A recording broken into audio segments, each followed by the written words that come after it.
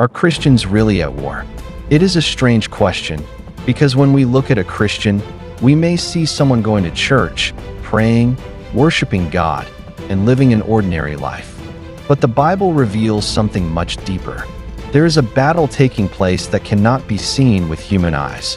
And perhaps the most interesting part is this. The Bible does not tell Christians to fight this battle with physical weapons. In Ephesians chapter 6, the Apostle Paul gives us a warning that every believer needs to hear. He says, "Be strong in the Lord and in the power of his might." Why would Paul tell Christians to be strong? Why would he tell them to put on armor? And why would he say that our struggle is not against flesh and blood? Think about it. Sometimes the battle does not look like a battle at all. It can look like fear that suddenly enters your heart, doubt that begins to question everything you once believed, temptation that keeps returning, discouragement that makes you want to give up, anger, confusion, or a voice in your mind telling you that God has forgotten you.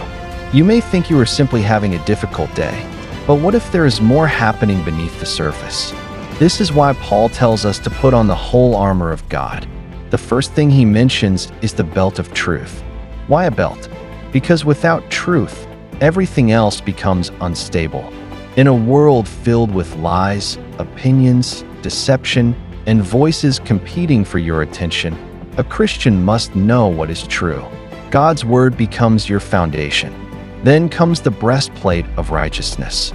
Think about what a breastplate protects: the heart. Because the enemy does not always attack your body.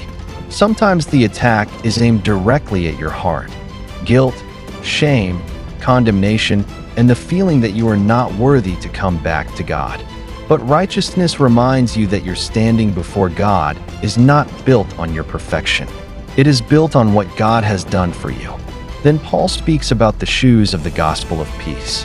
That means wherever you go, you are supposed to carry the peace and message of Christ.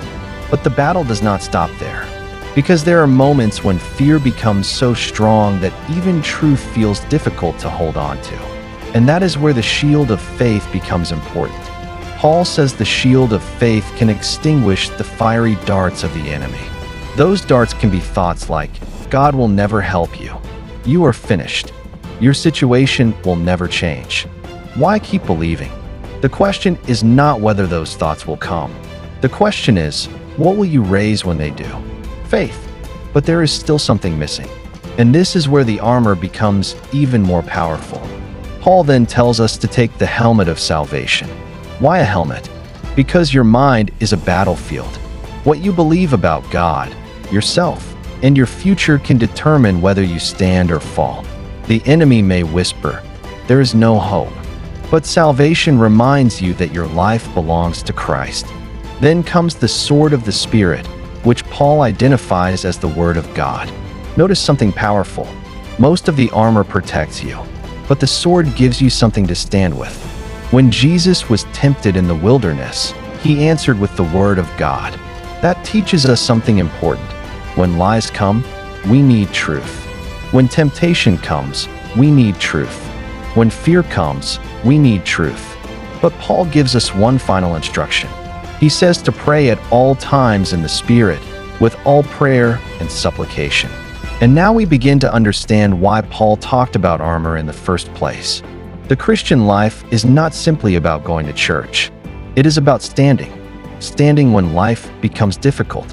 Standing when your faith is tested. Standing when temptation comes. Standing when you pray and the answer seems delayed. Standing when everything around you says, "Give up." So, are Christians really at war? According to Ephesians 6, yes, but not against people. Our battle is spiritual. That is why your family is not your enemy.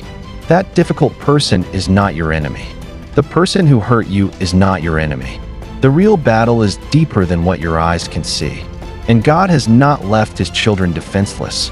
He has given us truth, righteousness, peace, faith, salvation, his word, and prayer.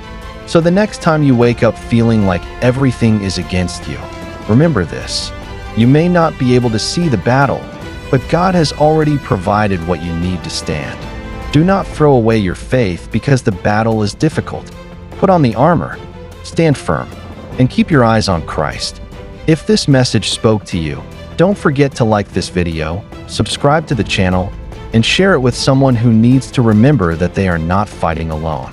And always remember, be strong in the Lord and in the power of His might. God bless you.